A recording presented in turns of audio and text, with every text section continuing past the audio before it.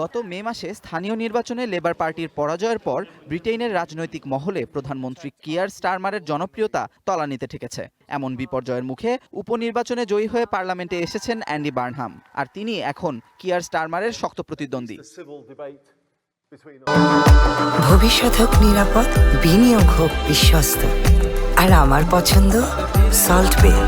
Welcome to salt বে।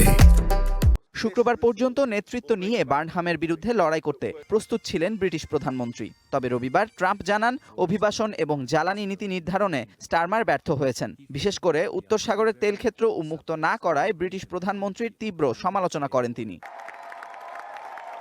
বার্তা সংস্থা রয়টার্সের সূত্র বলছে, সোমবারের মধ্যেই সিদ্ধান্তে পৌঁছবেন কিয়ার স্টারমার। এদিকে বেশ কিছু আইন প্রণেতা ও লেবার পার্টির মন্ত্রী স্টারমারকে পদত্যাগের পরামর্শ দিচ্ছেন বলেও জানায় রয়টার্সের সূত্র।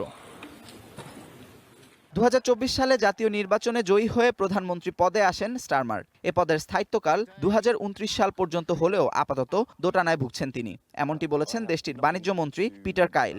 এলবিসি রেডিওকে পিটার জানান, রাজনীতির ময়দানে নির্দিষ্ট কোনো স্থায়িত্বকাল হয় না।